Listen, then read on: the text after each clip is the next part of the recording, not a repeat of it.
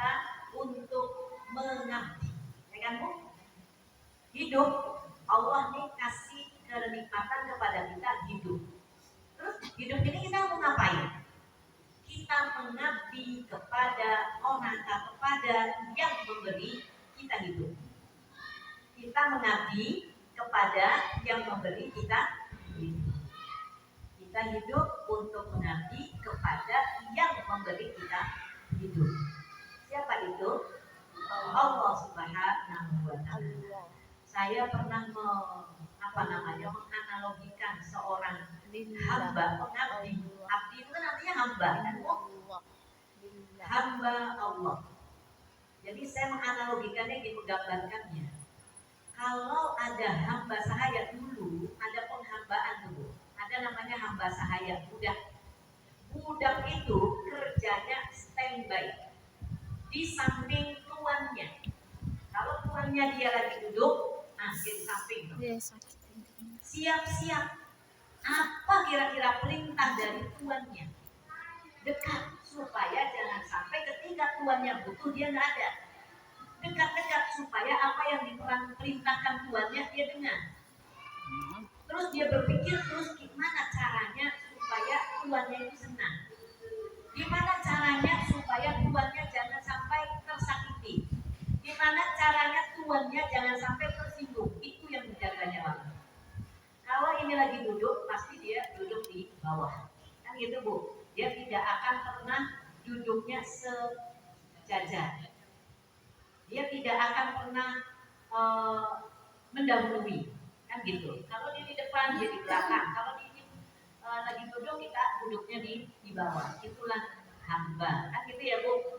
Ibu mungkin juga ada tergambar para dalam apa itu? Abdi dalam. Iya, abdi dalam namanya. Iya, nah, bukan beda lagi. Abdi dalam, tahu Bu abdi dalam? Abdi dalam itulah yang mengabdi di kesultanan itu. Ibu tahu gayanya abdi dalam itu seperti apa? Kalau dia menghadap pakai ini kan duduk gitu kan. Nanti kalau mundurnya gimana?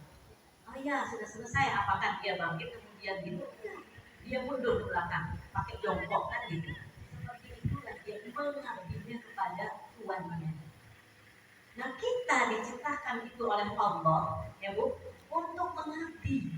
Yang menciptakan kita, kalau Tuhan tadi itu nggak ngasih apa-apa, dia nggak menciptakan kita, cuma memberikan kekayaan juga enggak. Saya pernah tahu abdi dalam itu ternyata gajinya juga nggak besar, cuma mengabdi aja dia. Nah gitu Bu. Kalau orang yang digaji besarnya lah, enggak. Nah kalau ke manusia aja pengabdiannya seperti itu, apalagi kepada Allah. Makanya kita pikir kalau misalnya kenapa ya kalau kita di WC, di kamar mandi, ya kan Bu? Kita nggak boleh membawa Al-Quran. Kita tidak boleh mengucapkan kalimat thayyibah yang ada Allahnya, lafzul jalalah. Ketika Rasulullah punya cincin, ada tulisan Muhammad Rasulullah. Cincin itu adalah sebagai stempel. Rasulullah itu nggak bisa tulis, nggak bisa baca. Kalau tanda tangan pakai stempel, stempelnya pakai cincin. Nah gitu. Itu kalau mau masuk ke kamar mandi, cincinnya dilepas. Kenapa dilepas Bu? Ada tulisan Allah. Kenapa tulisan Allah nggak boleh dibawa ke WC? Penghormatan, penghargaan kepada Tuhan, kepada Allah. Kalau misalnya kita di kamar mandi, kadang kita di kamar mandi bawa HP, ya kan? Ada nada kering, Al-Rahman, gitu. Boleh nggak tuh di WC? Padahal kita tuh senang banget tuh dengan surat itu, tapi jangan dibawa ke kamar mandi. Al-Quran begitu juga. Kalau di tas ada Al-Qurannya, jangan dibawa ke kamar mandi kecuali terpaksa. Nggak ada orang yang nitipkan tas kita, sementara di tas itu ada emas antam 30 kilo. Oh, emas antam. Tentu susah kita ininya kan, tentu dibawa-bawa kemana-mana. Mas Antam atau Mas Tommy. itu ya Bu ya. Pengabdian kita kepada Allah terkadang tidak seperti pengabdian kita ke Tuhan kita. Kita punya bos kadang, kita punya orang yang membantu kita terkadang. Nah itu udah takutnya luar biasa. Tapi kita dengan Allah melakukan maksiat, terkadang kita tidak takut. Sholat itu kan perintah Allah, Tuhan kita. Kita ini abdinya, disuruh sholat, enggak sholat. Tapi kita biasa aja.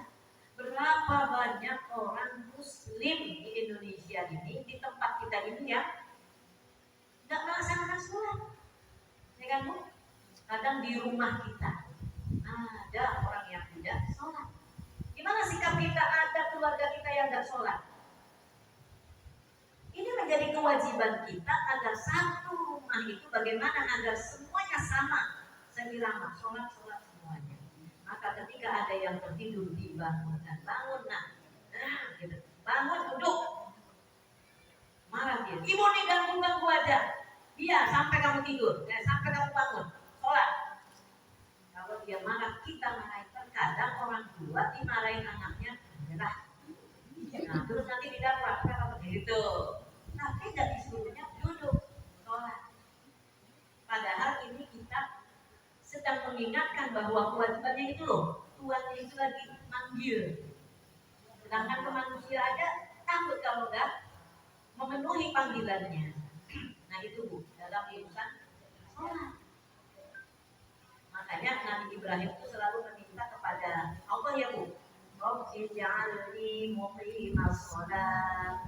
Karena tahu bahwa sholat itu susah, dia memohon kepada Allah, ya Allah, jadikanlah aku dan keluargaku orang-orang yang mendirikan sholat. Jangan sampai ada anak yang susah sholatnya. Jadi ada orang memberikan ilustrasi ketika anak ini lagi susah disuruh sholat, supaya kita ini kuat kemauan untuk membangunkannya. Ingat aja kalau rumah kita itu lagi kebakaran. Kalau rumah kebakaran, anak kita lagi tidur, kira-kira kita apain anak kita dulu? Pasti kita bangunkan.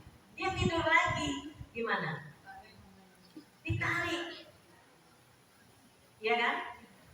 Ditarik pokoknya gimana pun caranya dia keluar dari rumah itu, karena kalau tidak ditarik pasti dia ikut terbakar. Nah itulah gambarannya. Ini kalau ada orang tidak sholat di rumah kita, ini rumah lagi terbakar. Kalau dibiarkan dia habis terbakar.